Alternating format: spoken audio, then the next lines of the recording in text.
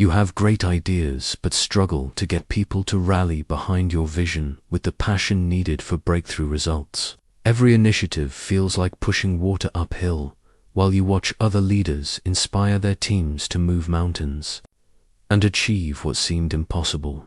I am Napoleon Bonaparte, the leader who transformed ordinary soldiers into an unstoppable force that conquered most of Europe, proving that true leadership isn't about commanding, it's about becoming magnetic to victory itself. The leadership secrets I'll share will transform you into the kind of person others naturally want to follow into battle, using the same principles that turned a small island boy into emperor and built an empire that changed the world forever. What worked to unite armies and conquer nations can unite your team around any vision and make victory inevitable. But first, like this video, subscribe for more imperial wisdom, and comment your location below. Let's see which corners of the world are ready to breed new leaders who attract victory. I was born on an island of rebels in Corsica, just 1 year after it fell under French rule. My father, Charles Bonaparte, had fought against the French alongside Pasquale Paoli, our independence leader. When defeat came, my father made a choice that would shape my entire understanding of leadership. He adapted. He didn't sulk or retreat into bitterness. He learned French, sent his sons to French schools, and positioned our family for success within the new reality. This was my first lesson in victio tracting leadership.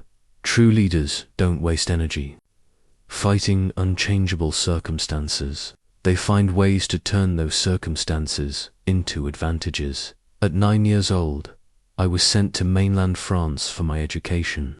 Imagine being a small foreign boy with a thick Corsican accent, surrounded by French nobles who looked down on me as a provincial outsider. The other boys mocked my name, my accent, my clothes, everything about me. I could have retreated, become bitter, or tried to blend in by abandoning who I was. Instead, I chose a different path. I embraced my outsider status and used it as fuel. While the noble boys played games and relied on their family connections, I buried myself in books. I studied military history, mathematics, and strategy with an intensity that bordered on obsession. When they were socializing, I was learning about Alexander, Caesar, and the great commanders who had shaped the world.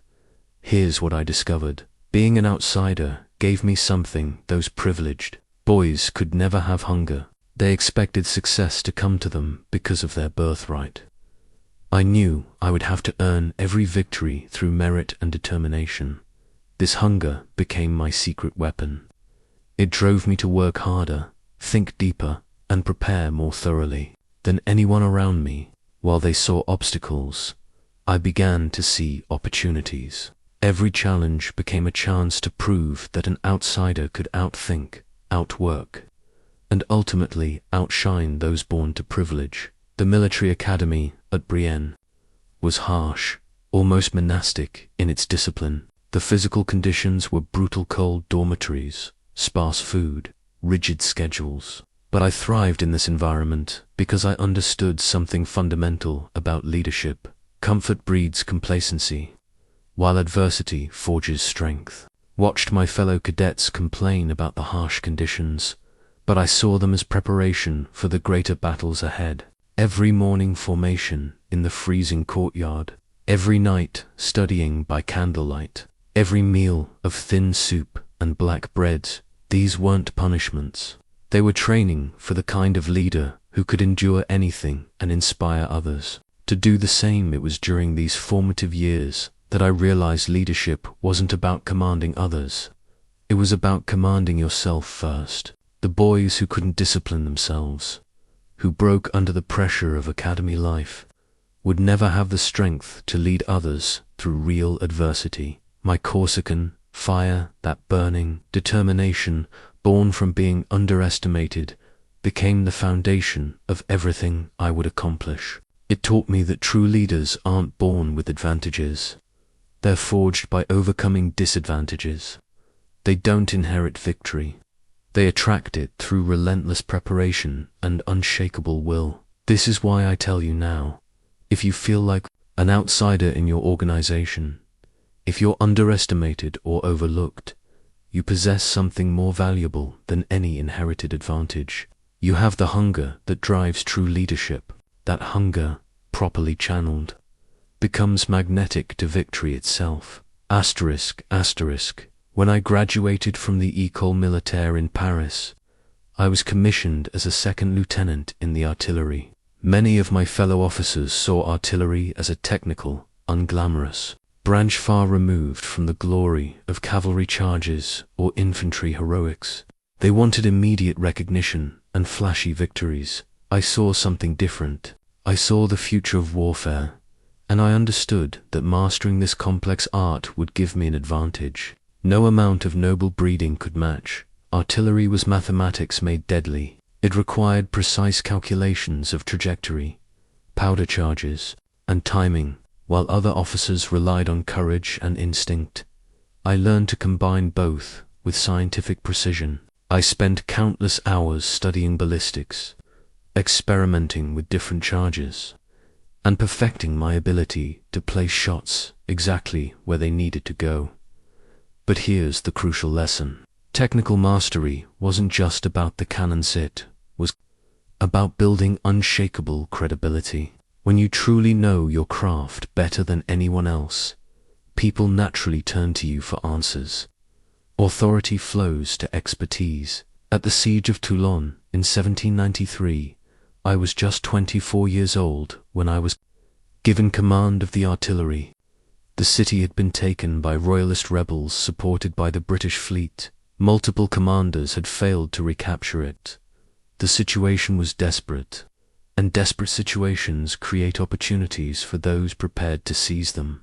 I surveyed the harbor and immediately saw what others had missed. Instead of trying to batter down the city walls, the obvious but ineffective approach identified a key battery position that controlled the harbor. If I could place my cannons there and drive out the British ships, the city would fall without a prolonged siege. My plan was met with skepticism from the senior generals.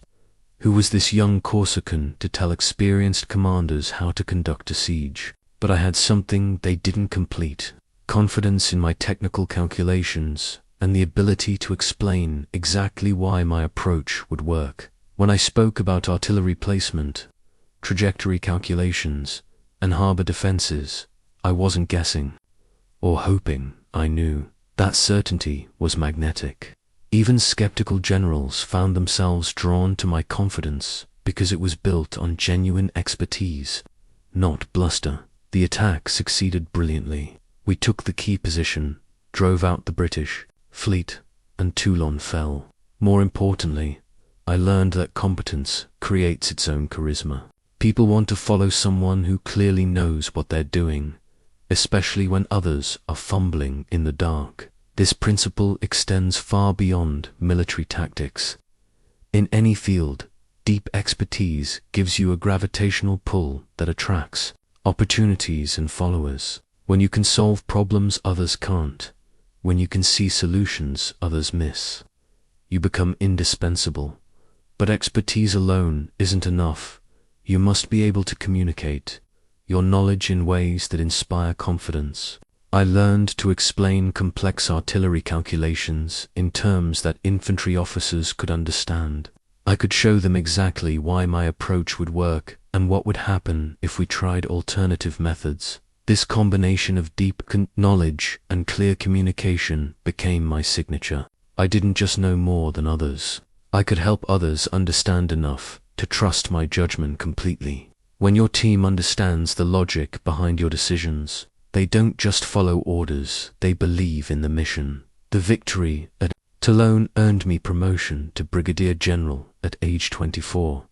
But more importantly, it established my reputation as someone who could deliver results through superior knowledge and preparation. Word spread that this young artillery officer could see angles others missed and achieve victories where others had failed. From that moment, I began to attract better assignments, more talented subordinates, and greater opportunities. Victory has its own momentum, and competence is the fuel that sustains it. When you consistently demonstrate superior capability, people begin to seek you out, rather than requiring you to prove yourself repeatedly. This is the foundation upon which all great leadership is built. Unquestionable competence in your core responsibilities. Master your craft completely, understand it better than anyone around you, and learn to communicate that mastery clearly. Everything else flows from this foundation. In 1796, at 26 years old, I was given my first independent commander, Army of Italy. The situation was desperate. Our forces were demoralized, undersupplied, and facing two powerful enemies, the Austrians and the Piedmontese.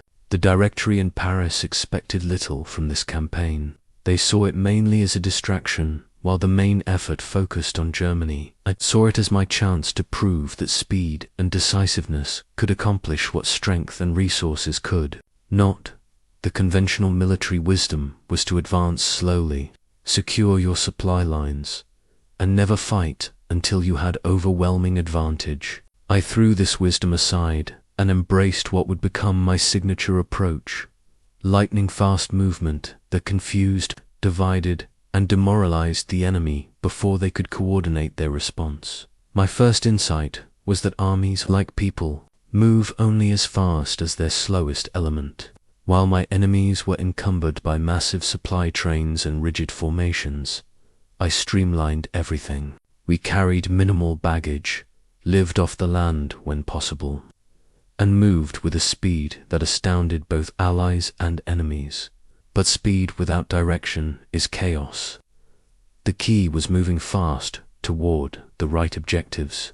I studied the enemy positions and immediately saw their fatal flaw. They had divided their forces, assuming I would follow conventional tactics and attack predictably.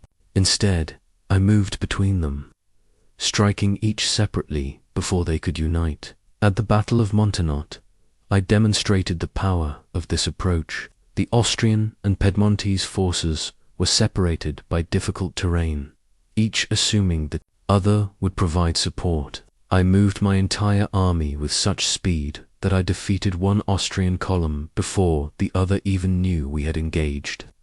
By the time they could respond, I was already repositioning to strike their next weakness. This taught me something crucial about leadership.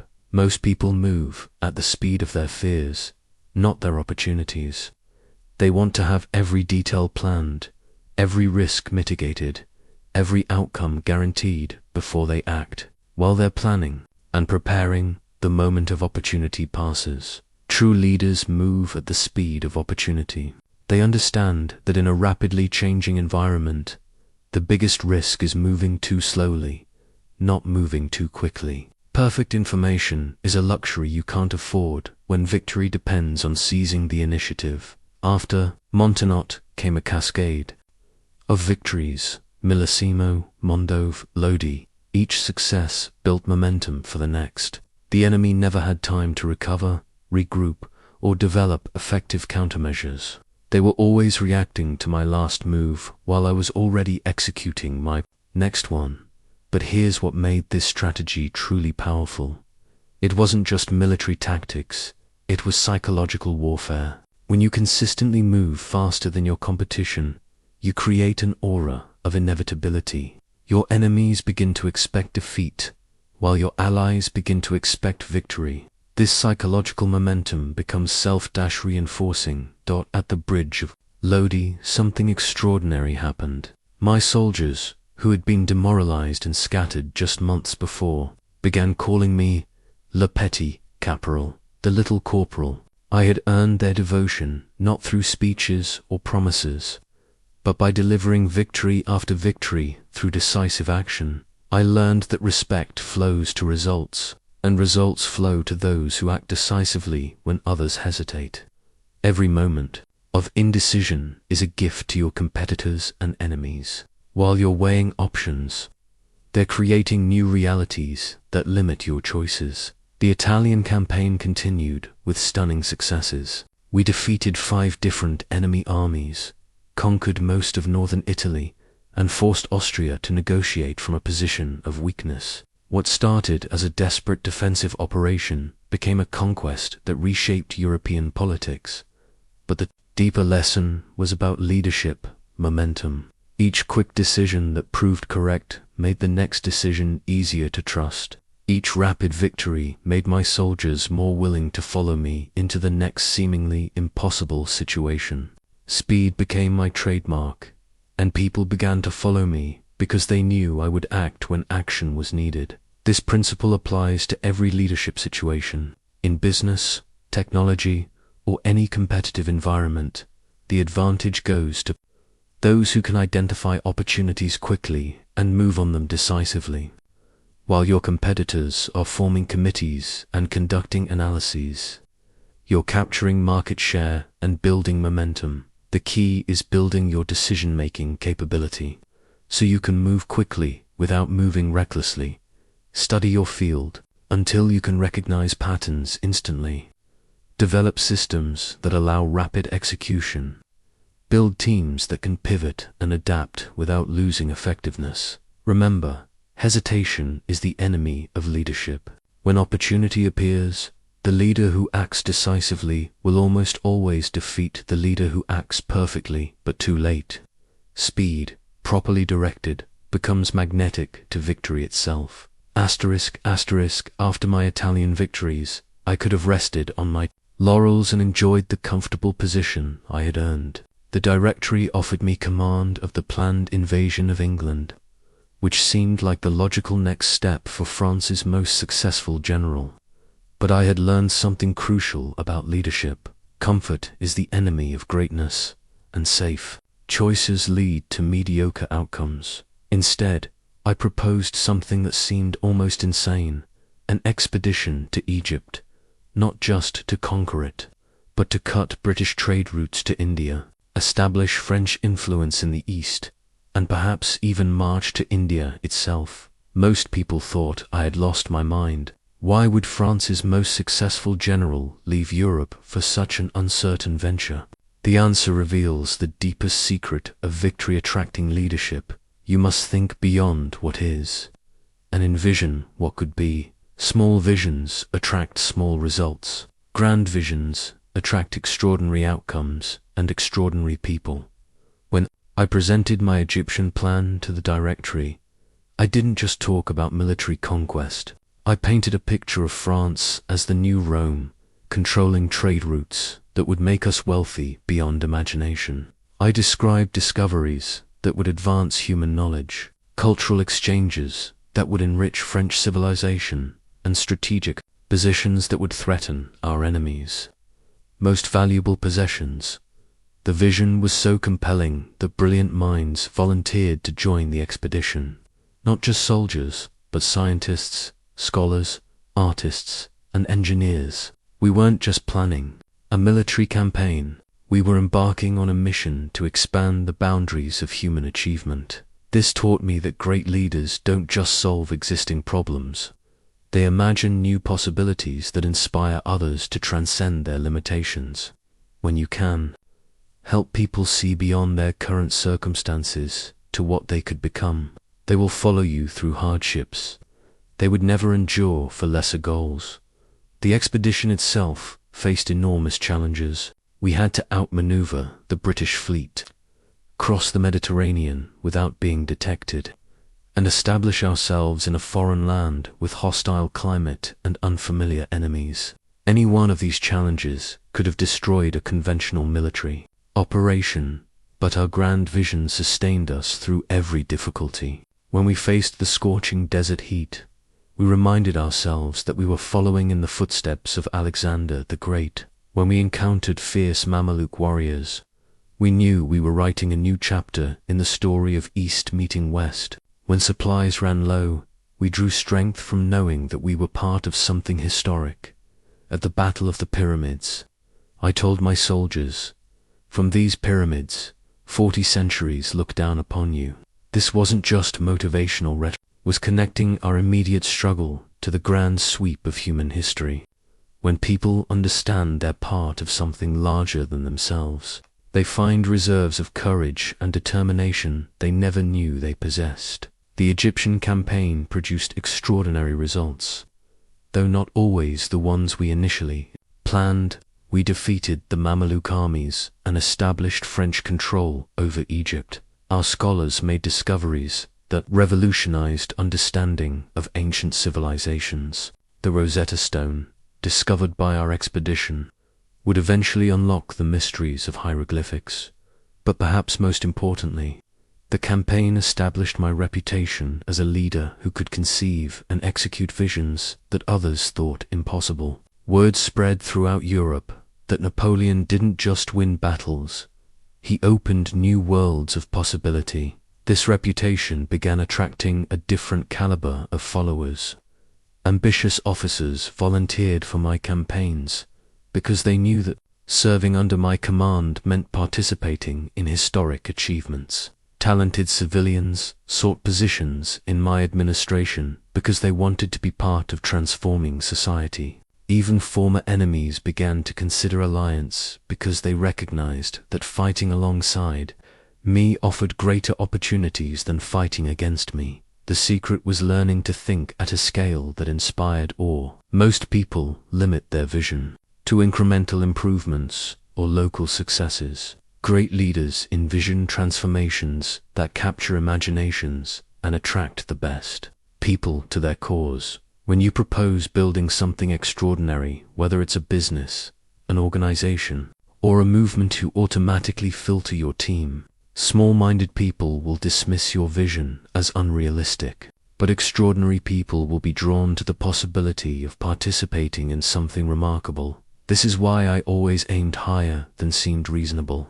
When others planned to win battles, I planned to reshape continents. When others sought to improve existing systems, I envisioned creating entirely new ones. When others hoped for security, I pursued glory. The Egyptian expedition ended when political necessities called me back to France, but its impact lasted far beyond its military outcomes. It established the principle that would guide the rest of my career. Think beyond the possible, envision the extraordinary, and communicate that vision with such clarity and passion that others will follow you anywhere to help achieve it. Remember this: people are hungry for visions that enlarge their sense of what's possible. Give them something worthy of their highest efforts, and they will astonish you with their capabilities. Small dreams attract small people. Grand visions attract the greatness that lies dormant in ordinary souls. Asterisk, asterisk, when I returned from Egypt in October 1799, France was in chaos. The Directory was corrupt and ineffective.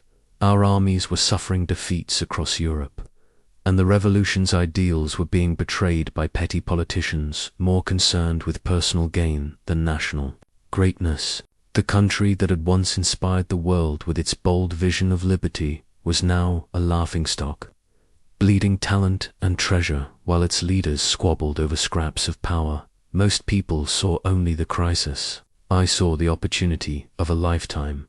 This is perhaps the most crucial lesson in victory attracting leadership. The moments that appear most dangerous are often the moments of greatest possibility. When existing systems are failing, when confusion reigns, when everyone else is paralyzed by uncertainty. These are the times when decisive leaders can reshape entire worlds. But recognizing opportunity isn't enough. You must be positioned to act when the moment arrives, and you must have the courage to risk everything on a single decisive move. I had been building relationships and understanding the political landscape even while campaigning in Italy and Egypt. I knew which politicians were frustrated with the current system, which generals were hungry for strong leadership, and which citizens were desperate for someone to restore France's glory. When opportunity presented itself, I wasn't starting from zero. I was activating a network I had carefully cultivated. The key conspirators approached me because they recognized what I had already demonstrated: the ability to turn desperate situations into stunning victories. They didn't just want my military reputation. They wanted my proven capacity to succeed where others had failed. But here's what separated this moment from mere political maneuvering. I wasn't seeking power for its own sake. I had a clear vision of what France could become under proper leadership, and I was willing to stake my entire career and my life on achieving that vision. The coup of 18 Brumaire was planned with the same precision I brought to military campaigns. Every detail was calculated, every contingency prepared for, every participant understood their role perfectly. But when the moment came, success depended not on the plan, but on the leader's ability to adapt instantly when circumstances changed. When I entered the Council of 500, the deputies shouted accusations and threatened violence. Some of my co-conspirators began to waver, thinking the coup had failed. This was the moment that would determine everything, not just the success of our immediate plan, but the entire future direction of France and Europe. I could have retreated, made excuses, tried to negotiate. Instead, I did what true leaders must do in crisis moments. I advanced. I spoke with complete confidence, as if the outcome was already determined, as if their resistance was merely a temporary obstacle to an inevitable result. My brother Lucien, who was president of the council, declared that I was being threatened and called in the guards to restore order. Within minutes, the deputies were fleeing, and the coup was complete. France had new leadership because one person was willing to act decisively when decisive action was required. But the real victory wasn't in seizing power, it was in immediately demonstrating that this power would be used effectively. Within hours of the coup's success, I was already implementing reforms, organizing the government, and establishing systems that would transform France from a failing republic into the most powerful nation in Europe. This taught me something profound about leadership timing. There are moments in every organization, every industry, every field, when the old ways of doing things stop working and everyone knows change is necessary. Most people wait for someone else to initiate that change. Leaders recognize these moments and seize them. When your company is struggling with outdated processes, when your industry is being disrupted by new technologies, when your team is frustrated with ineffective leadership, these are your moments of opportunity. While others complain about problems, you can become the solution. But you must prepare for these moments long before they arrive. Build relationships with key people, understand the systems you want to change, develop clear visions of improvement, and position yourself as someone who delivers results. When crisis creates opportunity, you'll be ready to act while others are still wondering what happened. The coup succeeded because I had already proven my capability through military victories, because I had cultivated the right relationships, and because I was willing to risk everything on a single decisive action. But most importantly, it succeeded because I had a clear vision of what came next, and the ability to begin implementing that vision immediately. Remember this: opportunity rarely announces itself with fanfare.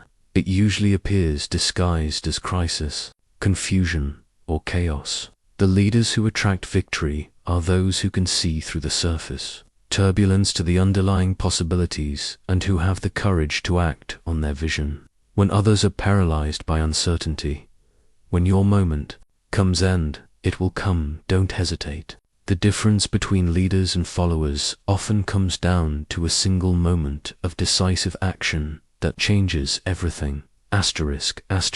Becoming first consul gave me the power to lead France. But power without systems is just temporary influence. I had seen too many leaders rise quickly only to watch their achievements crumble the moment they stepped away. If I wanted to create lasting transformation, I needed to build structures that would work effectively whether I was personally managing every detail or not. This is where most leaders fail. They become indispensable to their own organizations by personally handling everything important. They think this makes them valuable, but it actually makes them weak. True leadership strength comes from creating systems that multiply your effectiveness and continue working in your absence. My first priority was establishing the consulate government structure.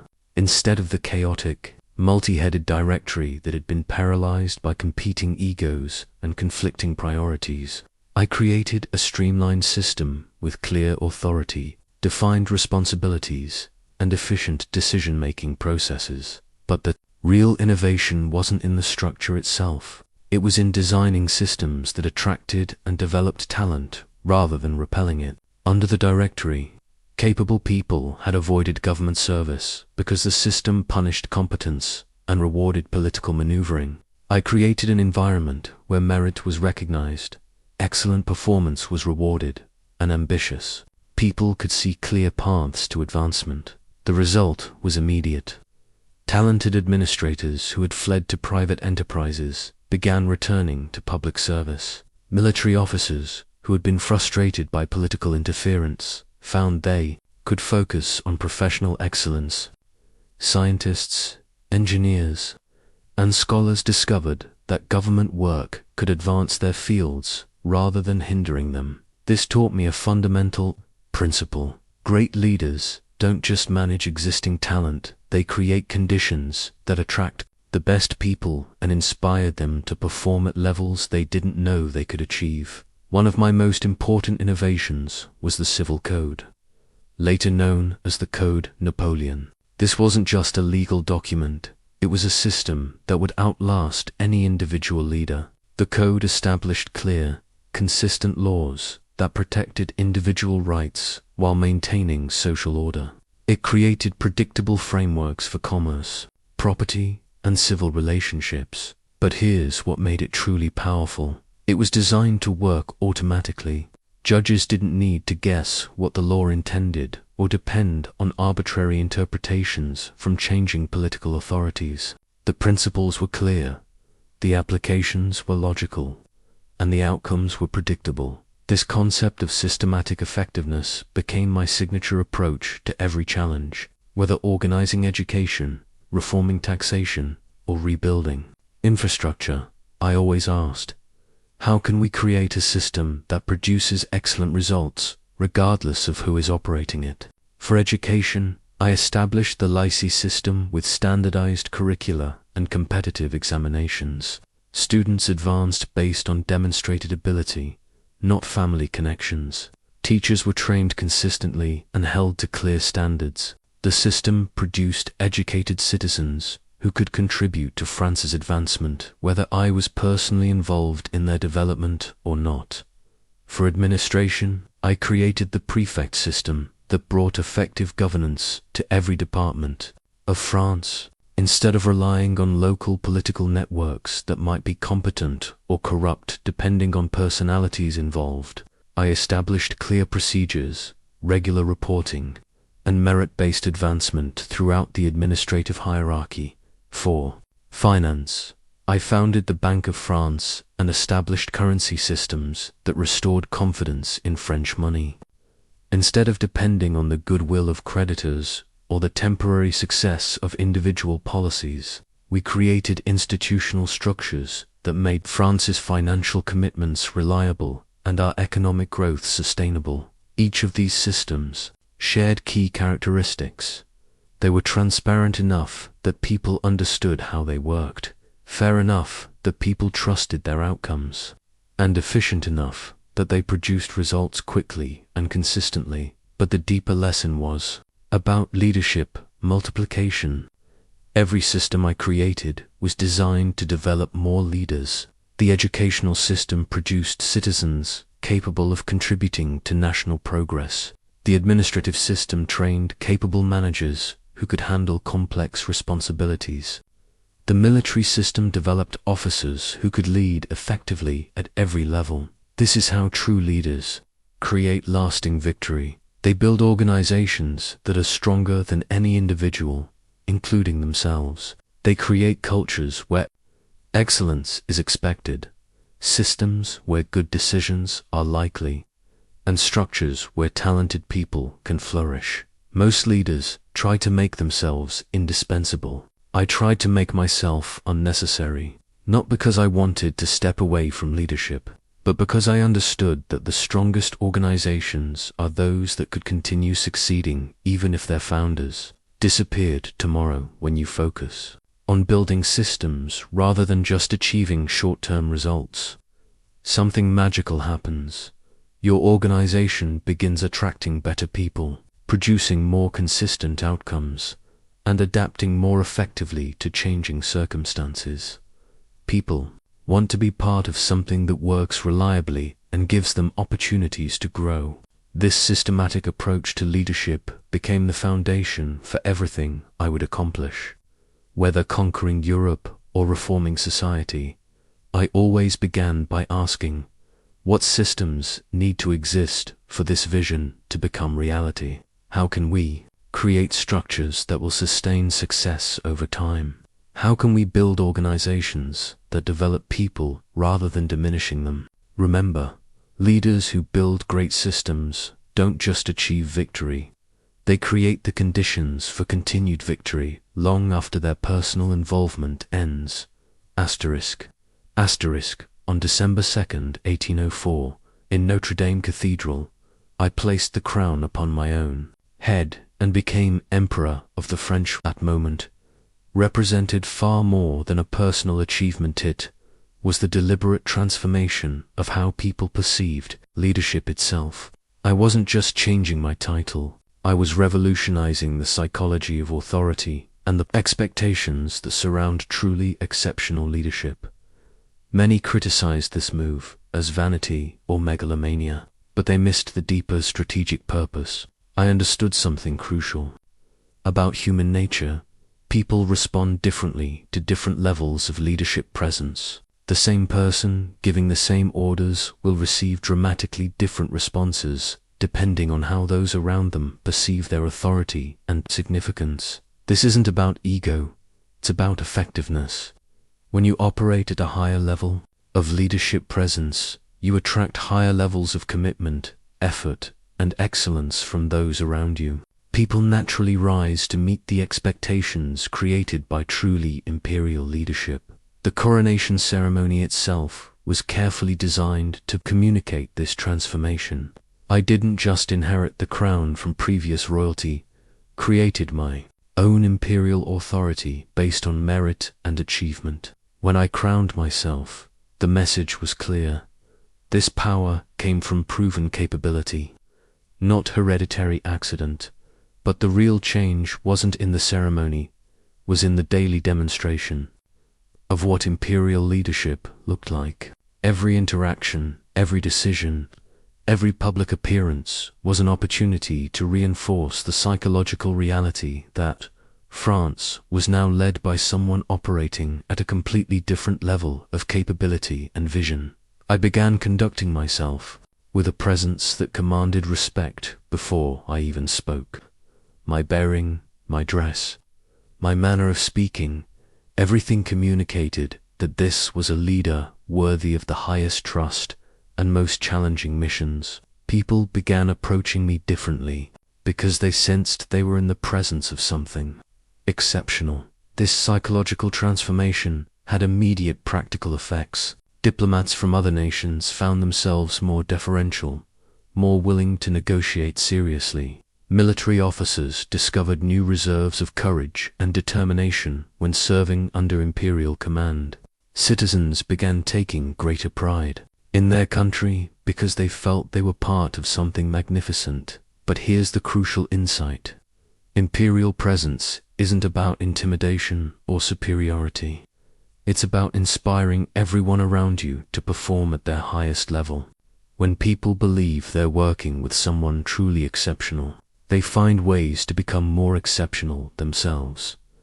I restructured the entire court and government to reflect this elevated standard. The Legion of Honor wasn't just was a systematic way of recognizing and encouraging excellence throughout French society. The imperial nobility wasn't based on bloodlines, it was earned through service and achievement. Every protocol, every ceremony, Every symbol was designed to reinforce the message that we were creating something unprecedented in human history. Not just another government or another army, but a new model of what human organization could accomplish. When led with truly imperial vision and capability, the transformation affected how I approached every leadership challenge. When planning military campaigns, I didn't just think about winning battles, I considered how those victories would enhance the imperial reputation and inspire greater loyalty throughout the empire. When making domestic policies, I asked how each decision would contribute to the sense that French citizens were part of something extraordinary. This elevated approach began attracting different caliber people to our cause. Artists, scientists, scholars, and innovators wanted to be associated with the imperial project because it represented the highest aspirations of human achievement. Military officers competed for positions in the imperial forces because they knew service at this level would challenge them to reach their full potential. But the most important effect was on me personally. When you accept responsibility for operating at an imperial level, you must develop imperial capabilities. You can't fake this level of leadership. You must actually become worthy of the position you claim. I had to master statecraft, military strategy, economic policy, legal principles, and diplomatic relations at a depth no previous position had required. The imperial role demanded constant growth, continuous learning, and relentless self-improvement. I couldn't afford mediocrity in any area of leadership because too many people were counting on imperial-level performance. This personal transformation then radiated outward to everyone in my sphere of influence. When your team sees you genuinely operating at a higher level of capability and commitment, they naturally begin elevating their own performance to match. The lesson for modern leaders is clear. The level at which you operate determines the level of results you attract. If you present yourself as someone managing small problems and seeking modest improvements, you'll attract people and opportunities that match those expectations. But if you develop genuine imperial capabilities, the ability to envision and execute at scales others consider impossible, you begin attracting imperial opportunities and imperial caliber people to work with. This doesn't mean adopting pompous titles or demanding ceremony. It means developing the actual capabilities that justify exceptional confidence, communicating vision that inspires exceptional effort, and delivering results that demonstrate exceptional value. When you truly become worthy of the highest trust and most challenging missions, people sense this authenticity and respond with their best efforts. They want to be part of something led by someone genuinely capable of achieving extraordinary outcomes. Remember, people are hungry for leadership that calls forth their highest capabilities. When you develop and demonstrate imperial-level competence, you create the psychological conditions for imperial-level achievement from everyone around you. Asterisk. December 2nd, 1805. Exactly 1 year after my coronation would become the day that proved imperial leadership could achieve what seemed impossible. The Battle of Austerlitz wasn't just a military victory. It was a masterclass in how true leaders create conditions where victory becomes inevitable before the actual contest begins. The situation appeared desperate. Austria and Russia had formed the Third Coalition against France, supported by British gold and Swedish promises. Their combined armies outnumbered mine significantly, and they held the strategic advantage of choosing when and where to fight. Most military advisors would have counseled defensive positions and cautious tactics. I saw something entirely different. I saw an opportunity to demonstrate that superior positioning and deeper understanding of human psychology could overcome any numerical disadvantage. The first principle of Austerlitz was this: never accept the conditions your opponents want to impose.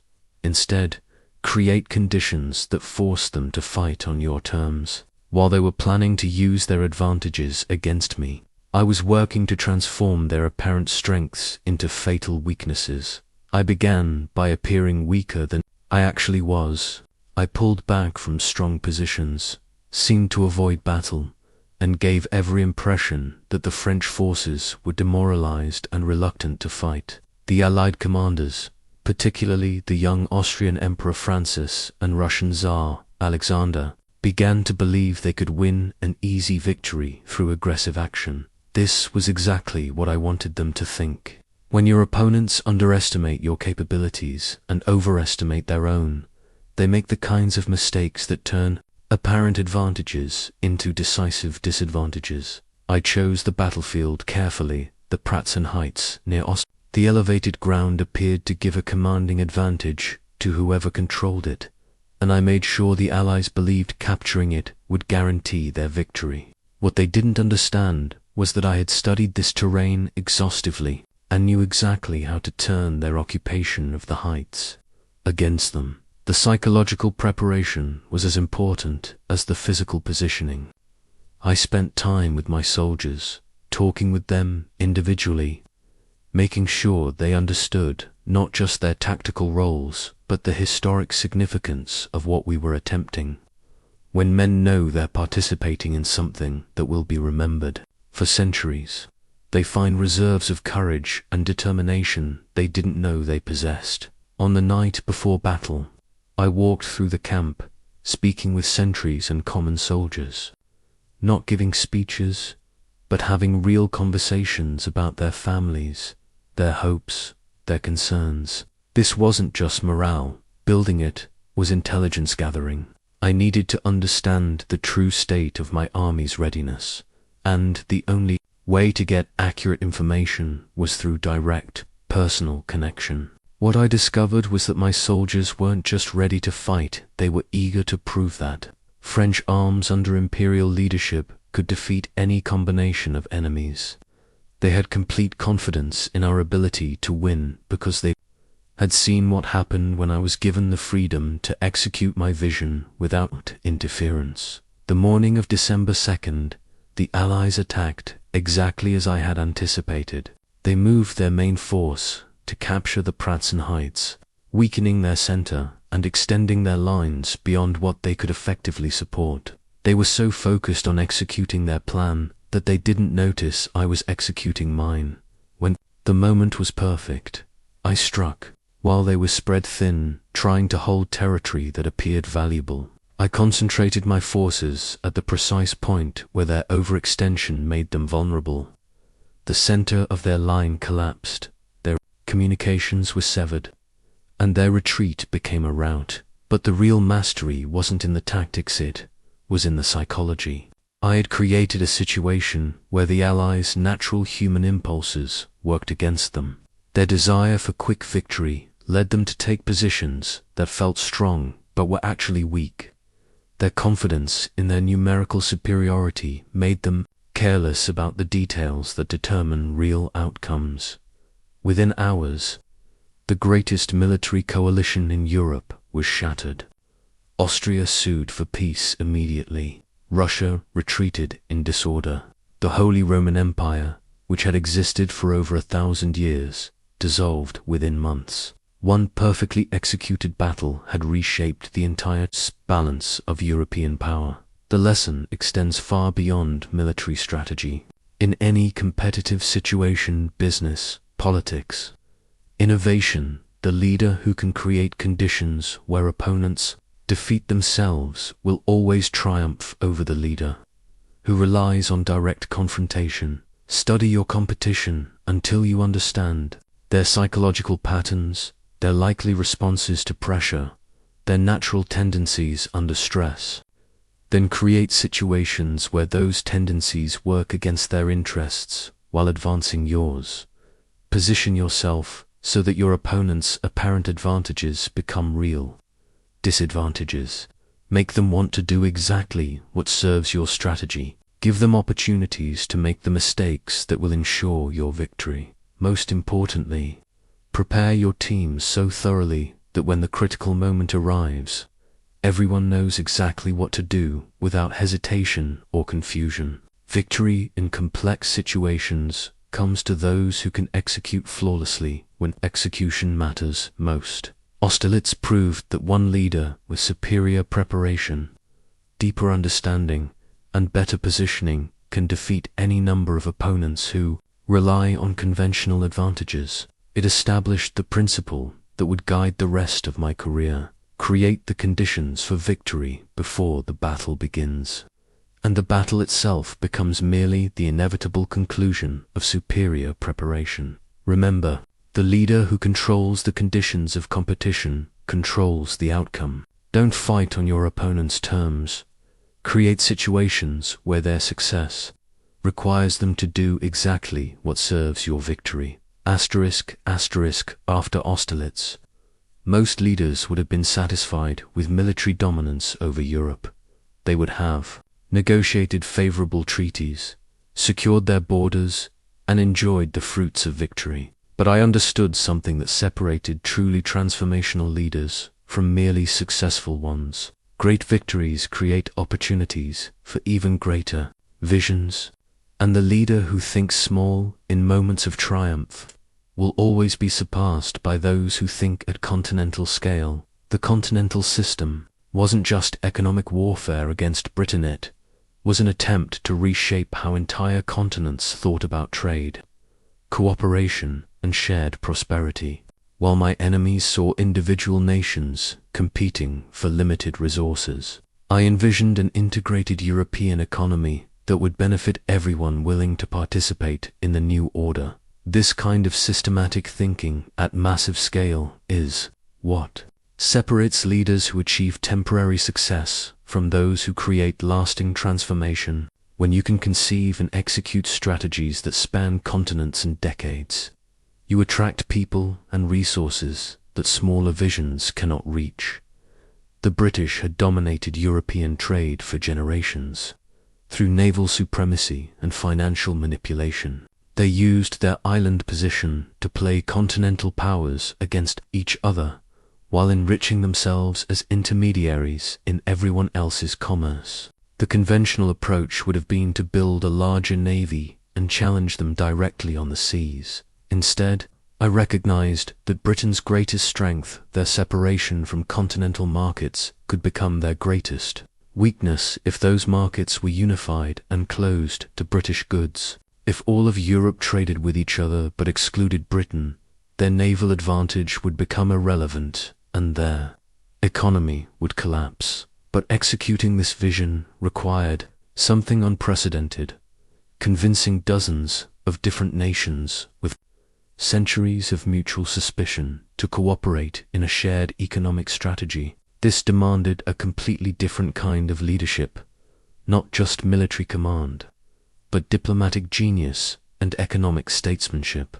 I began by demonstrating that cooperation with France offered greater benefits than resistance. Nations that joined the continental system gained access to French markets, French technology, and French protection. Those that refused faced military pressure and economic isolation. But the key was making cooperation genuinely attractive, not just imposed by force. For the German states, joining meant access to efficient French administrative systems and legal codes that promoted commerce and industry. For Italian kingdoms, it meant infrastructure investment and technological modernization. For Poland, it meant national restoration and protection from Russian expansion. Each relationship was carefully crafted to address specific national interests while advancing the larger continental vision.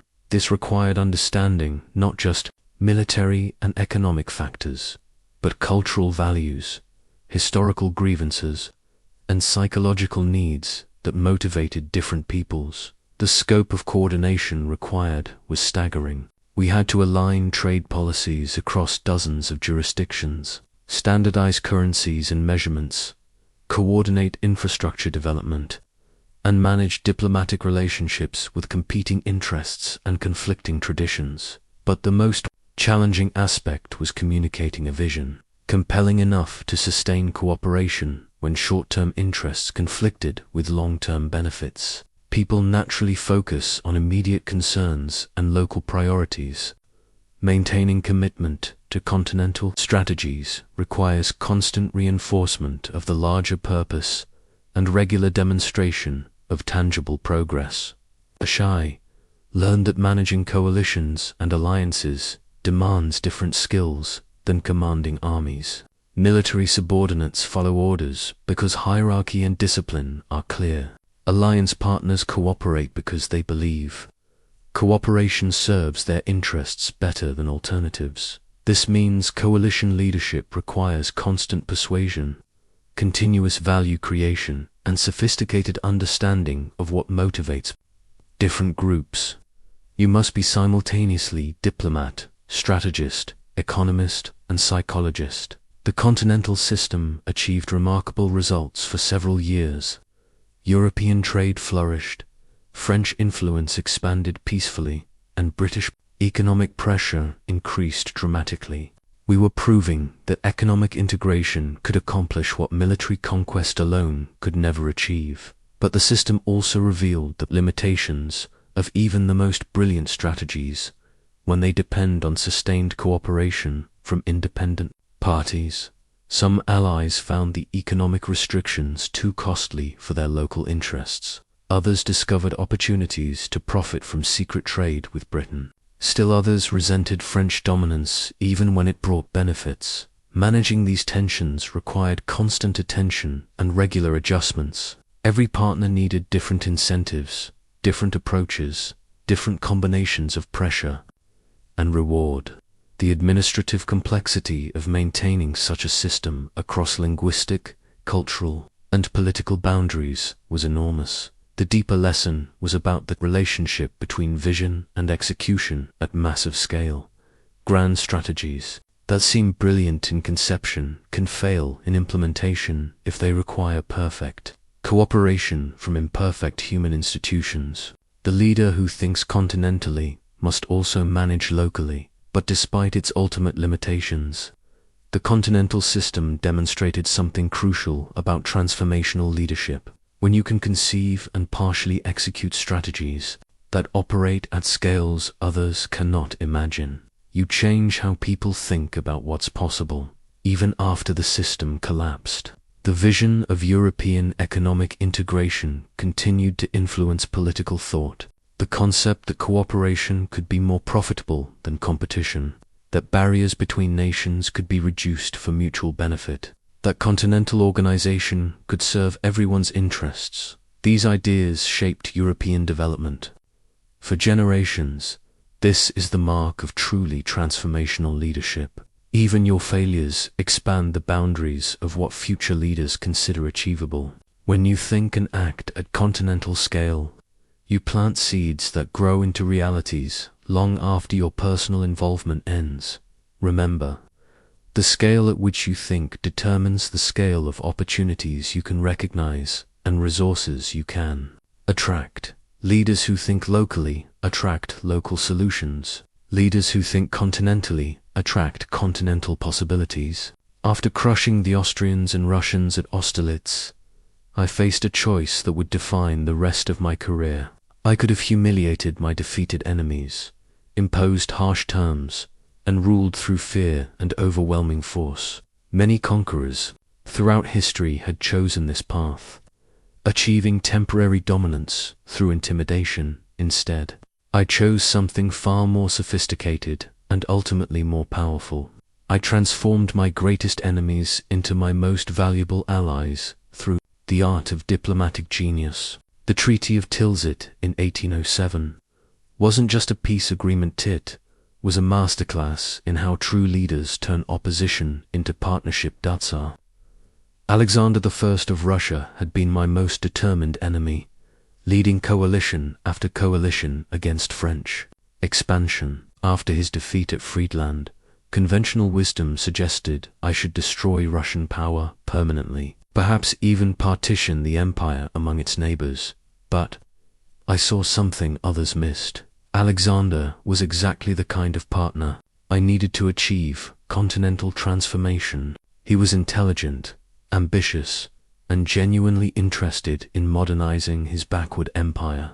More importantly, he commanded resources and influence that could serve my larger vision far better as an ally than as a conquered territory. The challenge was transforming a bitter enemy into a genuine partner without appearing weak or sacrificing essential French interests. This required understanding not just Alexander's political needs, but his personal psychology, his domestic pressures, and his deepest ambitions for Russia's future. I began by treating him not as a defeated enemy, but as a fellow emperor worthy of respect and capable of greatness. When we met on a raft in the middle of the Niemen River, the symbolism was deliberate. We were meeting as equals, neither in French nor Russian territory, both literally and figuratively on the same level. But respect alone wasn't enough. I had to offer Alexander something he valued more than the costs of alliance with France. I studied his situation carefully and realized that Russia's greatest strategic need was security on its western borders and freedom to expand southward against the Ottoman Empire. The terms I proposed gave Alexander exactly what he needed most: French recognition of Russian dominance in Eastern Europe, support for Russian expansion toward Constantinople, and partnership in reshaping European politics. In exchange, Russia would join the continental system and cooperate in pressuring Britain. The beauty of this arrangement was that it served genuine interests on both sides. I wasn't asking Alexander to betray Russian interests for French benefit. He was offering a framework where Russian success and French success reinforced each other. This taught me a fundamental principle of diplomatic leadership. The strongest agreements are those where each party gets what they need most in exchange for giving up what they need least. When you can structure relationships this way, cooperation becomes natural rather than forced. But creating the agreement was only the beginning. Making it work required constant attention to the psychology of partnership. Alexander needed to feel like a genuine partner, not a subordinate ally. He needed regular consultation on major decisions, respect for his opinions, and visible recognition of his importance to our shared success. I made sure he understood that I valued his counsel and considered him essential to achieving our mutual goals.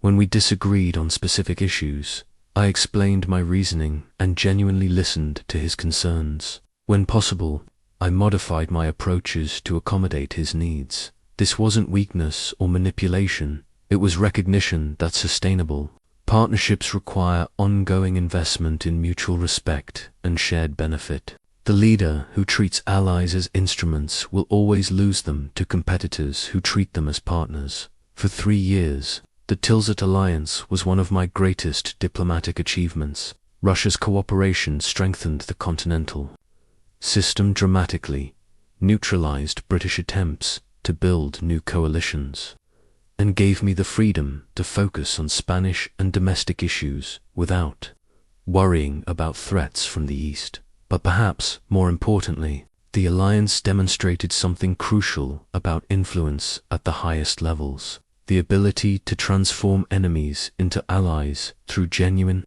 partnership is more powerful than the ability to defeat enemies through superior force. When you can consistently turn opposition into cooperation, you multiply your effective power exponentially. Every former enemy who becomes a genuine ally not only stops working against you, but begins working for you.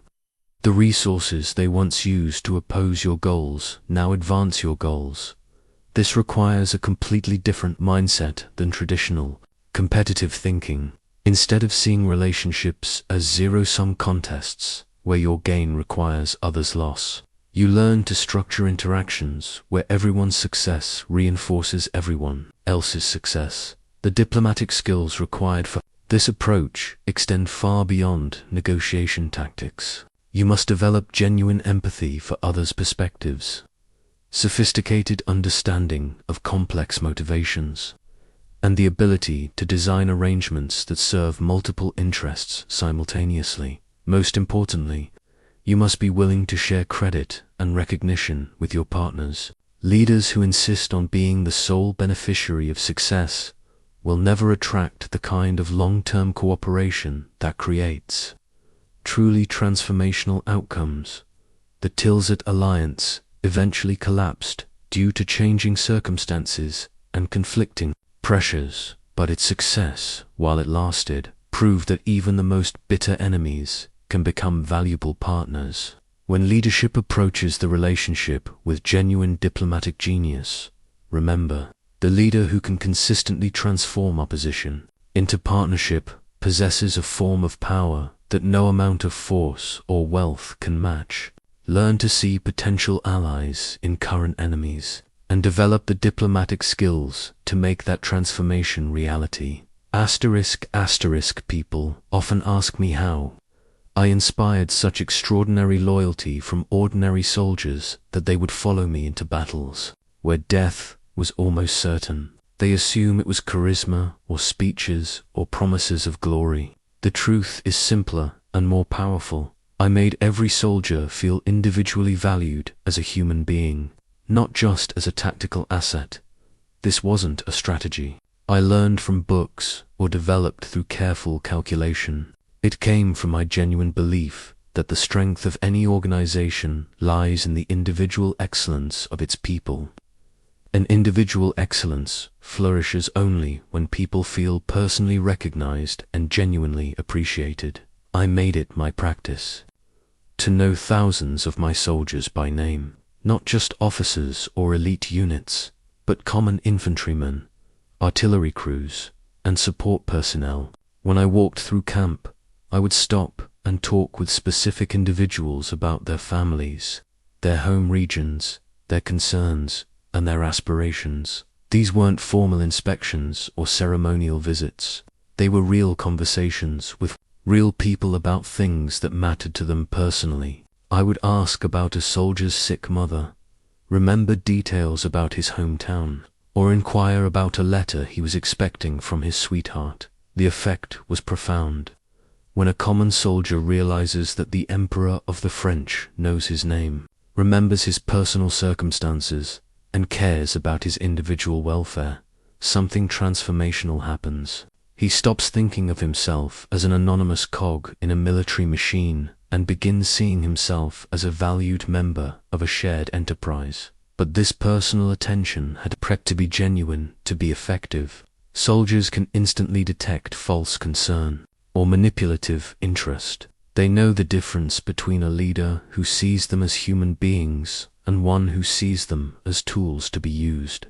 I genuinely cared about my men because I understood that their success was my success, their welfare was my responsibility, and their loyalty was earned through my demonstrated concern for their individual flourishing. This wasn't sentiment, was the practical foundation of effective leadership.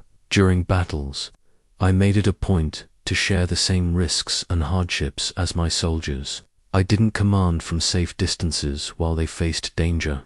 I was often in the front lines, exposed to the same enemy fire, eating the same rations, sleeping in the same uncomfortable conditions. When soldiers see their leader sharing their dangers and deprivations, it creates a bond that transcends formal hierarchy.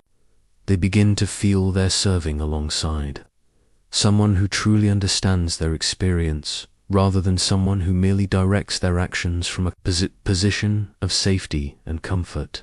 After victories, I would personally visit the wounded, spending time with individual soldiers, listening to their accounts of the battle, and ensuring they received proper medical care. I remembered their names and would ask about their recovery when I encountered them later, during defeats or retreats. I was even more attentive to individual morale and welfare. It's easy to celebrate with people when things are going well. True leadership is demonstrated by how you treat people. When circumstances are difficult and spirits are low, I learned that recognition and appreciation must be specific and timely to be meaningful. General praise to large groups has some value, but individual recognition for specific contributions creates lasting loyalty and motivation. Asterisk. When a soldier performed exceptionally, I would make sure his actions were recognized, not just privately, but publicly. I would tell his story to other units, include his name in dispatches, and ensure his family knew about his distinguished service. This kind of specific recognition inspired not only the individual being honored, but everyone who witnessed that. Excellence was noticed and rewarded. The Legion of Honor wasn't created just to recognize generals and officials. I made sure that common soldiers could earn the same decorations as marshals, based purely on merit and exceptional service. A grenadier who showed extraordinary courage received the same honor as a general who won a brilliant victory. This meritocratic approach sent a powerful message. Throughout the army, individual excellence would be recognized regardless of social background or formal rank. Every soldier had the potential to achieve the highest honors through his own efforts and character. But perhaps most importantly, I listened to my soldiers, not just their reports and their requests, but their ideas, their observations, and their concerns. Some of my most valuable intelligence came from conversations with common soldiers who would notice details that officers missed. When soldiers realized their emperor actually valued their insights and would act on their suggestions when they made sense, they became active participants in our shared success rather than passive followers of orders. This created a feedback loop that strengthened our entire organization. Soldiers who felt valued performed better, which created better results, which made them feel more valued, which inspired even better performance. The principle extends to every form of leadership. Whether you're managing a business team, leading a community organization, or directing a creative project, the same truth applies. People perform at their highest level when they feel individually valued and personally appreciated. This doesn't mean you have to be everyone's friend or avoid making difficult decisions. It means you must consistently demonstrate that you see each person as an individual with unique value, not just as a role to be filled or a function to be performed. Take time to learn about people's personal circumstances, remember details that matter to them, and show genuine interest in their success and welfare. Share their risks and challenges when possible. Recognize specific contributions publicly and meaningfully. Most importantly, listen to their ideas and concerns with genuine attention. People can tell the difference between leaders who are simply going through the motions of caring and those who genuinely value them as individuals.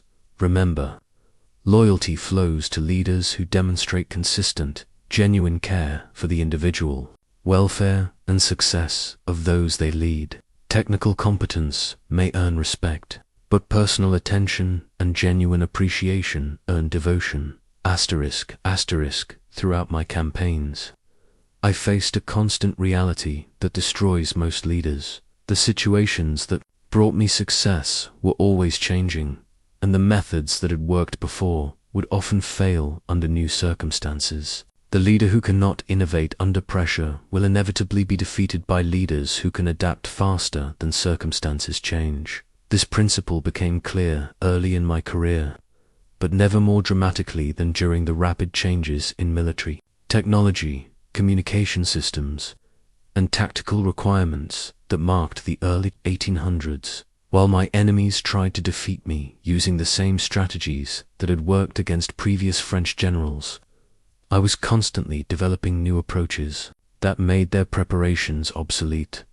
The semaphore telegraph system exemplifies this innovative mindset. Traditional military communication was limited to the speed of mounted messengers, which meant armies separated by even modest distances might be days out of contact. This communication delay made coordinated operations nearly impossible and left commanders operating on outdated information. Rather than accepting this limitation as unavoidable, I invested heavily in the optical telegraph network that could transmit messages across France in hours rather than days. This wasn't just a technological upgrade, it was a complete transformation of how military operations could be planned and executed.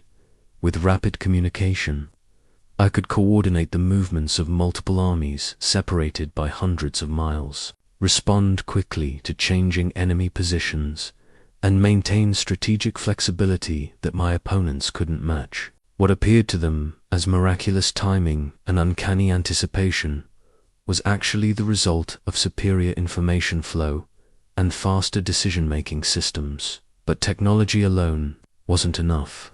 The key was developing organizational systems that could take advantage of technological capabilities. I created communication protocols that ensured important information reached decision-makers quickly, staff systems that could process and analyze intelligence rapidly, and command structures that could implement new orders without delay. This integration of technological innovation with organizational adaptation became my signature approach to every challenge. When faced with problems, I didn't just look for better execution of existing methods, I asked whether entirely different approaches might be more effective. Artillery tactics provide another example.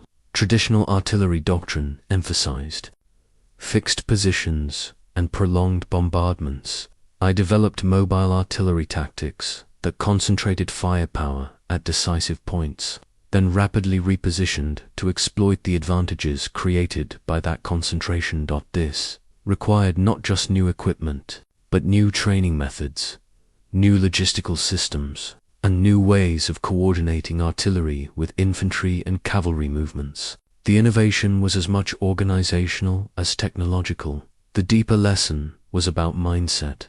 Most people, when facing pressure, retreat to familiar methods even when those methods aren't working. They increase effort and intensity while using the same approaches that created their difficulties. True leaders under pressure do the opposite. They question fundamental assumptions, experiment with new possibilities, and adapt their methods faster than their problems evolve. They see pressure not as a reason to become more rigid, but as an opportunity to discover capabilities they didn't know they possessed. This innovative mindset also applied to human resources and organizational development. When traditional officer training programs weren't producing the quality of leadership I needed, I created new educational systems that emphasized practical problem-solving over theoretical knowledge. When conventional promotion systems weren't identifying the best talent, I developed merit-based advancement that bypassed traditional hierarchies and elevated capable people regardless of their social background or formal credentials. When standard military discipline wasn't generating the kind of initiative and adaptability I required, I created command cultures that encouraged intelligent disobedience and rewarded successful innovation even when it deviated from original orders. Each of these changes required overcoming resistance from people who were comfortable with existing systems and suspicious of new approaches. Innovation under pressure often means convincing others to embrace unfamiliar methods, precisely when they most want to stick with familiar ones. The key was demonstrating quick wins that proved new approaches could deliver better results than traditional methods. Once people saw evidence that innovation was improving their own effectiveness and safety, resistance typically transformed into enthusiasm. But perhaps most importantly, I learned that innovation under pressure requires maintaining psychological flexibility when everything around you is pushing toward rigid thinking. Pressure naturally makes people conservative, cautious, and resistant to change. The leader who can maintain creative thinking during high-stress situations possesses an enormous advantage over competitors who become more predictable as pressure increases. When others are becoming more rigid, you can become more adaptive. When others are limiting their options, you can be expanding yours. This requires deliberate practice in developing multiple solutions to every problem, questioning assumptions, even when they seem obviously correct, and maintaining curiosity about new possibilities, even when immediate pressures demand action. I made it a habit to regularly ask myself, what if the conventional wisdom about this situation is wrong? What approaches haven't we tried? What would we do if our usual methods were impossible? How might someone from a completely different background approach this challenge? These questions often revealed possibilities that more linear thinking missed. Some of my greatest victories came from strategies that initially seemed counterintuitive or risky but proved superior because they were unexpected and well adapted to specific circumstances. Remember, the ability to innovate under pressure separates exceptional leaders from merely competent ones. When everyone else is becoming more predictable, you can gain decisive advantages by becoming more creative. Develop this capability before you need it, because pressure is not the time to learn new thinking skills. While historians focus on my military victories and political achievements, they often overlook the most difficult aspect of leadership at scale, making the impossible actually work in practical reality. Moving 600,000 men across Europe, feeding them, supplying them with ammunition, coordinating their movements, and maintaining their health and morale required logistical management that dwarfed any previous human undertaking. Grand strategies and brilliant tactics mean nothing if your army starves, your supplies fail to arrive, or your communications break down. The difference between leaders who achieve lasting success and those who fail spectacularly often comes down to mastery of the unglamorous details that make ambitious visions actually functional. When I planned the invasion of Russia, the scale of logistical challenges was staggering. We had to transport supplies for hundreds of thousands of men and horses across distances where no adequate supply infrastructure existed. Traditional armies lived by foraging, taking food and supplies from local populations, but the scale of our force would quickly exhaust any region's resources. I created what was probably history's most sophisticated supply organization. We established magazines, supply depots, strategic intervals, coordinated wagon trains that could carry provisions for extended periods, and developed systems for managing everything from horseshoes to medical supplies for an army larger than most countries' entire populations. But logistics isn't just about moving physical objects. It's about coordinating human systems under conditions where small failures can cascade into catastrophic breakdowns. When you're managing operations at this scale, you can't rely on informal communication or improvised solutions. Everything must be systematized, standardized, and redundantly secured. The commissariat system I developed assigned specific responsibilities for every aspect of supply management. Officers were accountable for precise inventories, regular reporting, and efficient distribution. Suppliers were held to strict contracts with penalties for delays or shortages. Transportation was organized with backup systems for when primary routes failed. Most importantly, I insisted on detailed, accurate information about actual conditions rather than optimistic reports that told me what people thought I wanted to hear. The leader who doesn't know the true state of his resources is making decisions based on fantasy rather than reality. This required creating organizational cultures where honest reporting was rewarded even when the news was bad, and where people felt safe telling me about problems while they could still be solved, rather than hiding them until they became disasters. I made regular personal inspections of supply operations, not as formal ceremonies, but as working visits, where I could see actual conditions and talk directly with the people responsible for implementation. You cannot manage complex operations effectively from conference rooms and reports alone, but perhaps the most crucial insight was understanding that logistics and morale are inseparably connected. Soldiers who are well fed, properly equipped, and confident that their needs are being met, fight with completely different effectiveness than those who are hungry, poorly supplied, and worried about basic survival. This means logistical excellence isn't just about efficiency, it's about maintaining the psychological foundation that enables peak performance under extreme stress. When people know their leader has anticipated their needs and prepared thoroughly for their welfare, they perform with confidence and determination that no amount of inspiration can create. The administrative complexity of managing such operations required developing new kinds of staff systems and information management.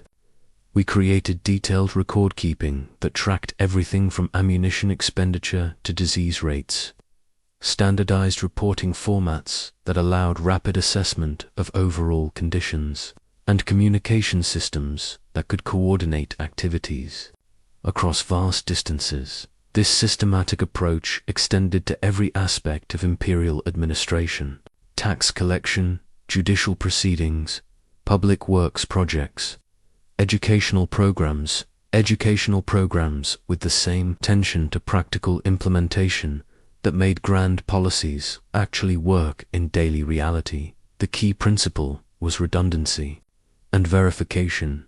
Critical systems had backup systems. Important information was confirmed through multiple sources.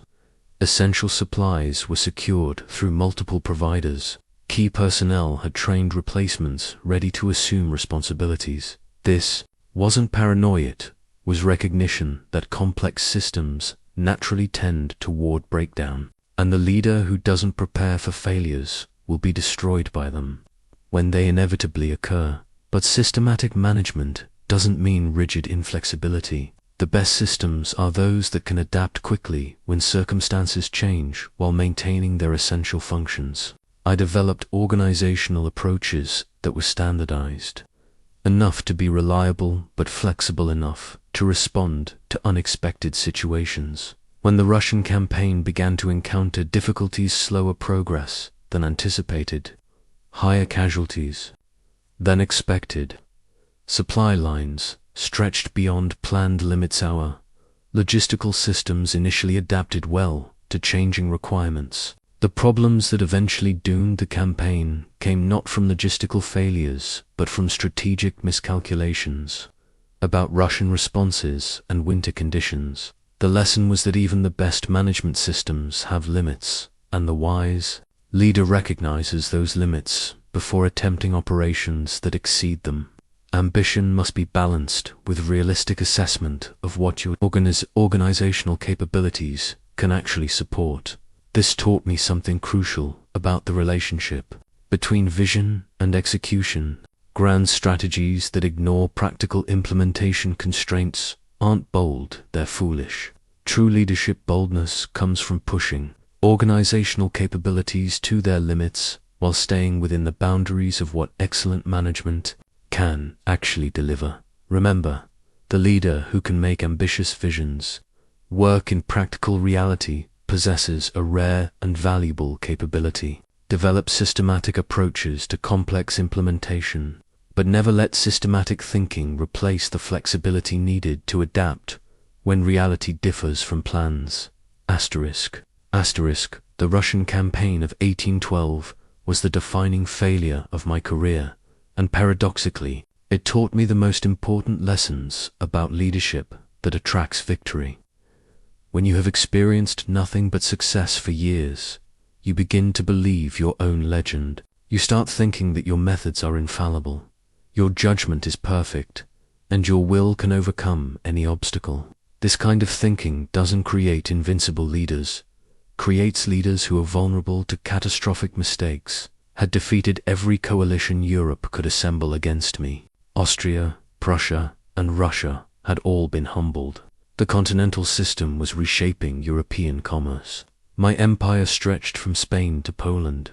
Success had followed success for so long that I began to assume it always would. This was my first crucial error, believing that past success guarantees future success, regardless of changing circumstances. True leadership requires constantly questioning your assumptions. especially when everything seems to be going perfectly. When Tsar Alexander began violating the continental system and Russia withdrew from our alliance, I faced a choice. I could have accepted these setbacks, adjusted my strategy, and worked to rebuild the partnership through diplomatic means. Instead, I chose to solve a political problem through military force. The decision to invade Russia wasn't strategically necessary, was psychologically driven.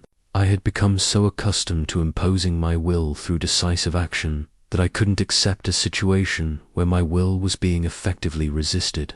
I confused tactical flexibility with strategic weakness. This taught me something profound about the relationship between ego and leadership effectiveness. When your identity becomes tied to never accepting setbacks, you lose the ability to distinguish between battles worth fighting and battles that will destroy you regardless of whether you win them. The invasion began with the largest army ever, assembled over 600,000 men from across Europe.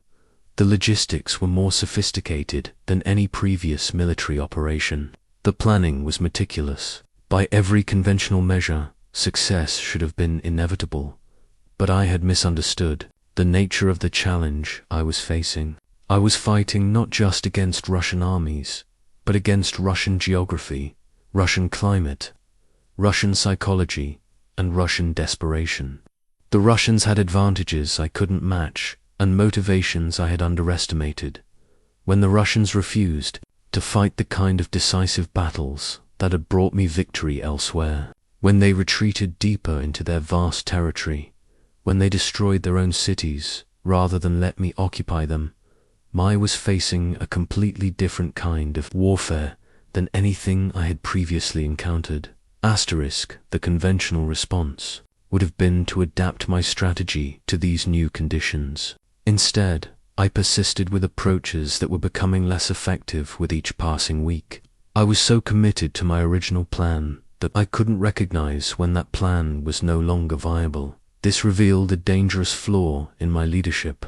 I had become so confident in my ability to overcome obstacles through superior will and determination that I lost sight of when obstacles were actually insurmountable. Persistence is a virtue, but persistence in pursuit of impossible goals becomes a catastrophic weakness. When we finally reached Moscow and found it empty and burning, I faced the moment that defines every leader's character, the moment when you must admit that your strategy has failed, and you must choose between accepting defeat or pursuing destruction.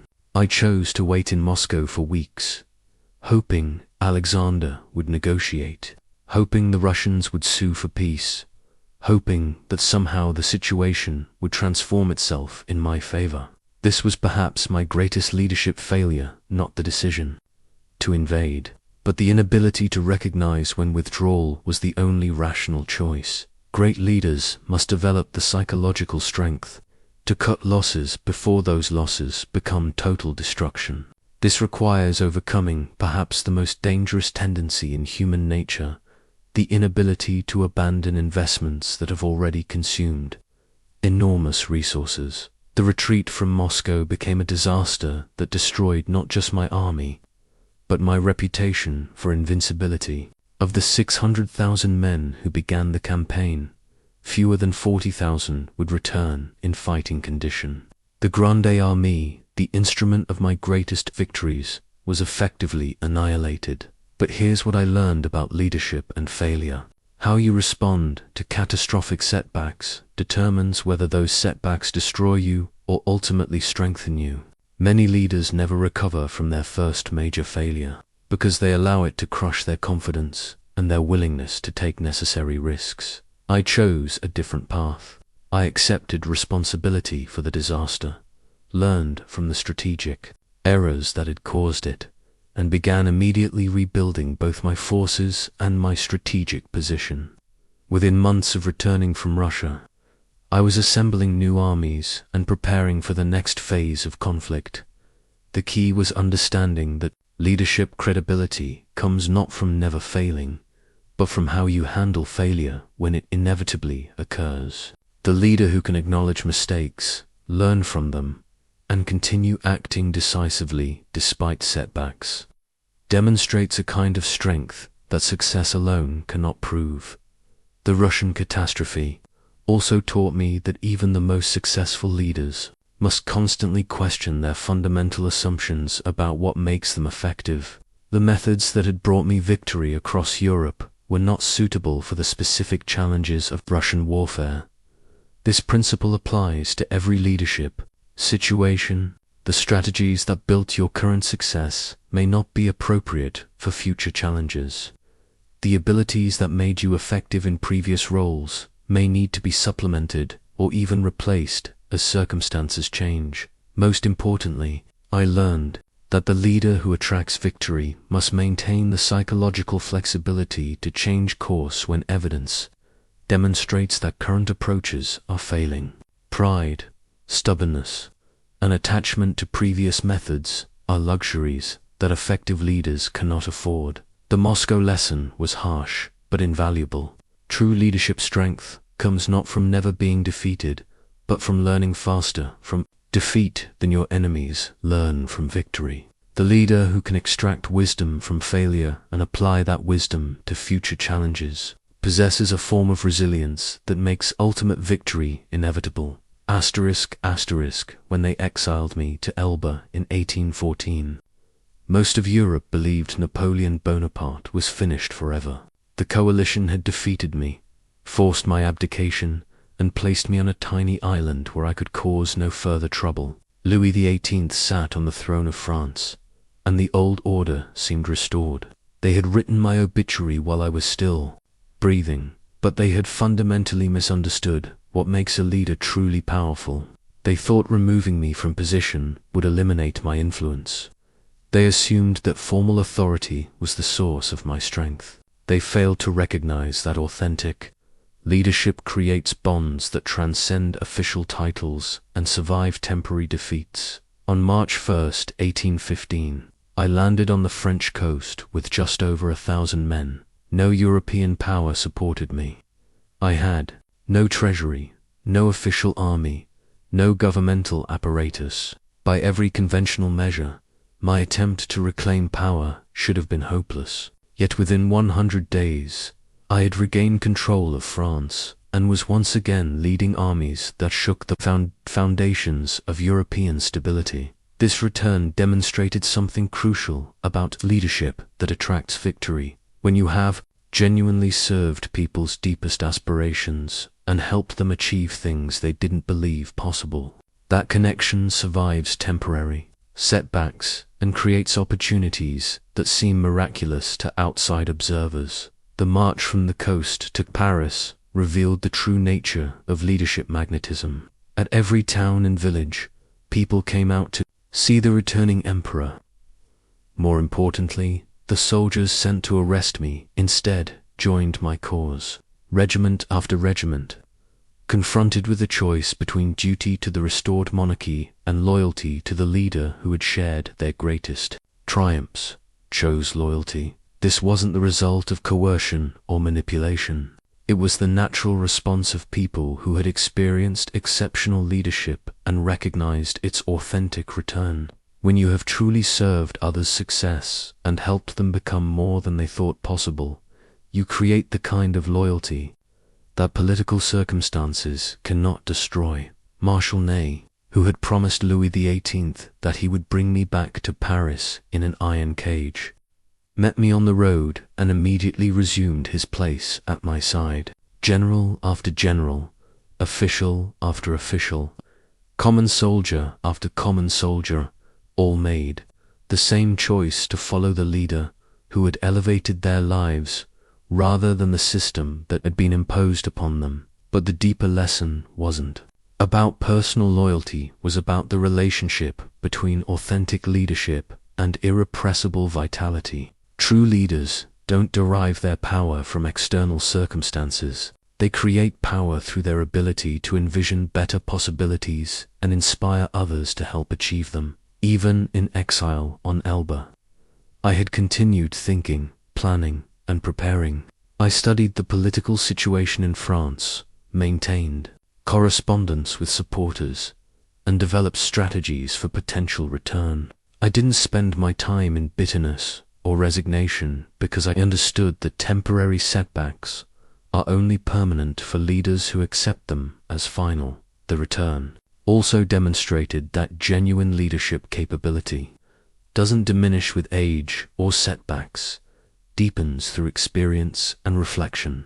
The leader who returned from Elba was more sophisticated, more strategically aware, and more psychologically mature than the one who had been defeated in 1814. I had learned from the mistakes that led to my downfall. I understood better the importance of maintaining political alliances, the dangers of overextension, and the need to balance military ambition with diplomatic reality. The failure and exile had been educational experiences that strengthened rather than weakened my essential capabilities.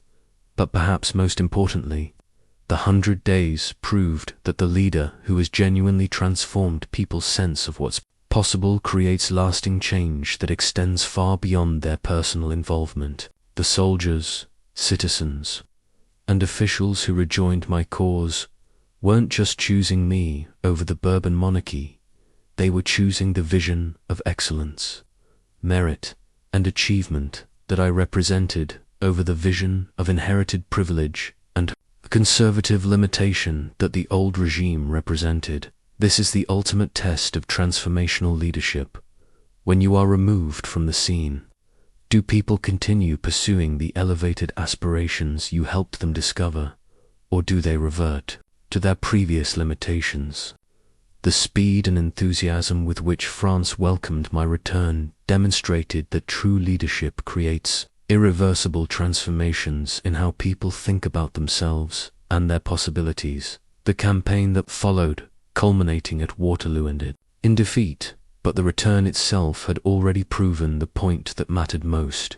Authentic leadership creates connections that survive temporary defeats, inspire loyalty that transcends immediate circumstances, and generate opportunities that seem impossible until they happen. The lesson for modern leaders is profound. Focus less on maintaining your position and more on serving others' success. Invest in developing genuine capabilities rather than just accumulating formal authority. Create value for others that they couldn't create for themselves, and help them achieve things they didn't believe possible. When you lead this way, you develop the kind of influence that survives setbacks, transcends organizational changes, and creates opportunities for comeback that others cannot explain or prevent. People will seek you out during difficult times because they know you can help them achieve extraordinary results. The leader who attracts victory understands that true power comes not from position, but from proven ability to transform situations and elevate everyone involved. Develop this capability, and you become the kind of leader people turn to when they need breakthrough results, regardless of your formal title or current circumstances.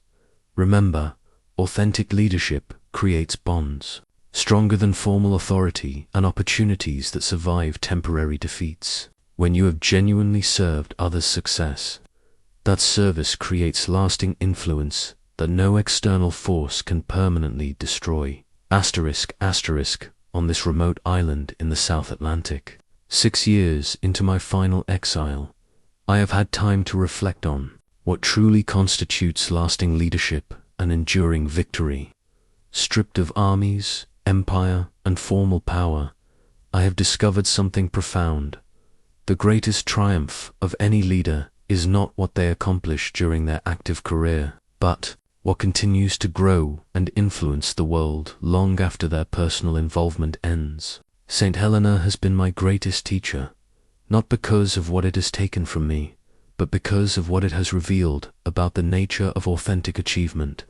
When everything external is removed, position, resources, immediate influence, what remains is the pure essence of what you have actually contributed to human progress. I spend my days dictating memoirs, not out of nostalgia or self-justification, but because I understand that ideas and principles can achieve immortality in ways that military victories and political power cannot.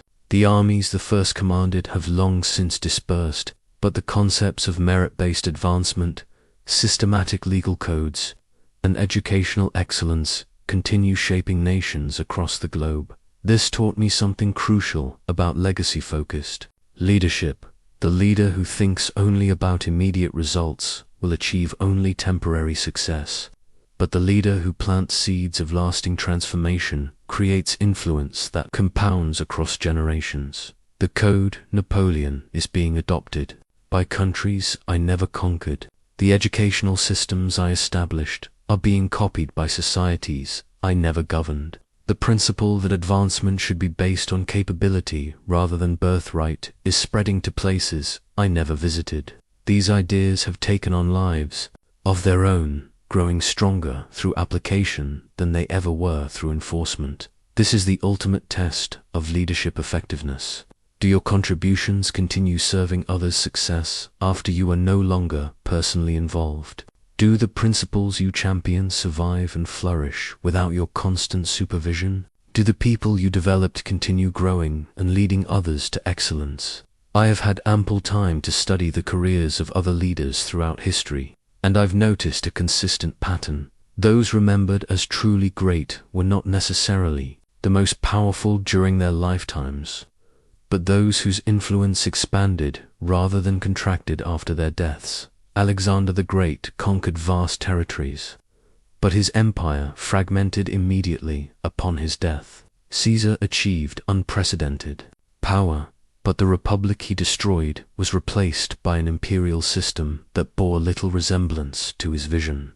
Many conquerors throughout history won spectacular victories that lasted only as long as they personally maintained them. The leaders whose influence proves genuinely lasting are those who created systems, ideas, and capabilities that served ongoing human needs rather than temporary political arrangements. They solved problems that remained important long after their specific historical circumstances had passed. This reflection has clarified something important about what I was actually trying to accomplish throughout my career. I thought I was building an empire, but I was actually developing and demonstrating principles of organization, leadership, and human development that would prove useful regardless of specific political configurations.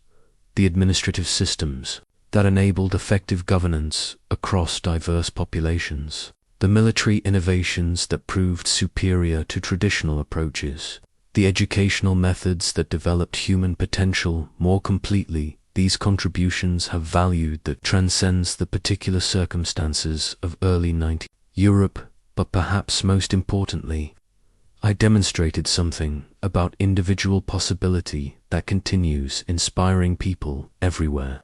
That circumstances of birth need not determine limits of achievement, that exceptional performance can overcome initial disadvantages, and that audacious vision, combined with systematic execution, can transform seemingly impossible dreams into historical reality. This is what I want to be remembered for, not the specific territories I conquered or the particular enemies I defeated, but the proof that ordinary human beings can achieve extraordinary results when they develop their capabilities completely and apply them with intelligence and determination. Every person who rises above their initial circumstances by developing exceptional competence, every organization that achieves breakthrough results by applying systematic excellence, every leader who chooses merit over privilege and substance over appearance, they are continuing the work I began. The victory that matters most is not defeating external opponents, but demonstrating superior possibilities for human organization and individual development. When you prove that better approaches actually work, you create momentum for ongoing improvement that extends far beyond your personal involvement. This is why I can face my current circumstances with equanimity rather than bitterness. My immediate political goals may have been frustrated, but my deeper purpose, proving that human beings can organize themselves more effectively and achieve more than they previously thought possible, has succeeded beyond anything I could have imagined while actively campaigning. The ideas are now stronger than the man who originated them. The principles have become independent of their initial advocate. The transformation has taken on momentum that no exile can interrupt and no enemy can defeat.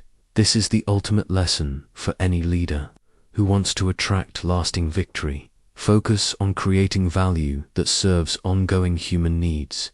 Develop principles that remain useful across changing circumstances, and plant seeds that will continue growing long after your personal season of leadership has ended. When you lead this way, temporary setbacks become irrelevant because your real contributions are building toward achievements that transcend any individual career. Your influence expands rather than contracts over time, and your legacy becomes a living force that continues serving others. Success indefinitely. Remember, the leader who focuses on temporary victories achieves temporary results, but the leader who creates lasting value achieves immortal influence. Plant seeds that will grow into forests long after you have returned to the earth. Asterisk, as my time on this earth draws to its close, I want to leave you with the most important truth I have discovered about leadership that attracts victory. It is not about commanding others to follow you, but about becoming the kind of person others naturally want to become themselves. Throughout my career, people often asked what made my soldiers so loyal, my administrators so effective, my campaigns so successful. They expected complex strategies or secret techniques. The answer was always simpler and more profound. I became the embodiment of possibilities that already existed within them, waiting to be awakened and expressed. Every person possesses capabilities they have never fully developed, dreams they have never seriously pursued, and potential for excellence they have never completely unleashed. The leader who attracts victory is the one who helps people discover and develop these dormant strengths, not the one who tries to impose external motivation or artificial inspiration. This is why victory was always attracted to our cause rather than forced through superior strength alone. When people work with a leader who genuinely believes in their potential and consistently helps them achieve more than they thought possible, they perform at levels that astonish everyone, including themselves. The principles I have shared with you throughout this conversation are not just military or political strategies. They are universal laws of human excellence that apply to every field of endeavor. Whether you are leading a business, a family, a community organization, or simply your own personal development, these same principles will serve you. Master your craft so completely that your competence becomes magnetic to opportunities. Move with decisive speed when others hesitate, because momentum creates its own advantages. Think at scales that inspire awe and attract extraordinary people to your cause. Build systems that multiply your effectiveness and continue working without your constant supervision. Transform yourself so completely that your presence elevates everyone around you. Position situations so that victory becomes inevitable before the contest begins. Turn enemies into allies through genuine partnership and mutual benefit. Recognize and value each person as an individual worthy of your personal attention and concern. Innovate constantly under pressure, because adaptation is the source of sustained advantage. Execute ambitious visions through systematic attention to practical details. Learn faster from failures than your competitors. Learn from successes. Create lasting value that serves ongoing human needs rather than temporary political arrangements. But most importantly, remember that true leadership is ultimately about service to ideals larger than yourself, service to the potential that exists within others, service to possibilities that don't yet exist, but could be created through collective effort and shared vision. The leader who attracts victory is not seeking personal glory or individual advancement. They are pursuing the kind of excellence that elevates everyone involved and creates value that extends far beyond immediate circumstances. This is my final command to you. Become the leader your world needs you to become. Not the leader you think others expect, not the leader that seems safe or conventional, but the leader capable of attracting the kind of victory that transforms situations and develops people. Your time is now. Your circumstances, whatever they may be, contain opportunities for excellence that are waiting for a leader with a vision to recognize them and the capability to act upon them. The world is hungry for leaders who can achieve breakthrough results, while developing others' potential and serving causes worthy of their highest efforts. You have within you everything necessary to become this kind of leader. The same principles that enabled a small-town Corsican boy to reshape the map of Europe are available to you. The same laws of human excellence that created an empire built on merit rather than inheritance can create whatever you are capable of envisioning and committed to achieving. But you must choose to develop these capabilities deliberately and apply them consistently. Excellence is not an accident, it is the inevitable result of superior preparation meeting genuine opportunity. Victory is not luck, it is the natural consequence of creating conditions where success becomes more likely than failure. The leaders who will attract victory in your era are those who understand that everything has changed except the fundamental principles of human excellence. Technology evolves, economic systems transform, political arrangements shift, but the basic requirements for leadership that inspires others to achieve extraordinary results remain constant. Across all times and circumstances, study these principles, embody them completely, and apply them with intelligence and determination. When you do this consistently, you will discover what I discovered, that victory is not something you must chase or force, but something that flows naturally toward leaders who have developed the capabilities and character to attract it. Your destiny awaits your decision. Your victory awaits your leadership. Your legacy awaits your commitment to becoming worthy of the trust others will place in you. Lead with the confidence of proven capability, the vision of unlimited possibility, and the character that serves others' success as the foundation of your own achievement.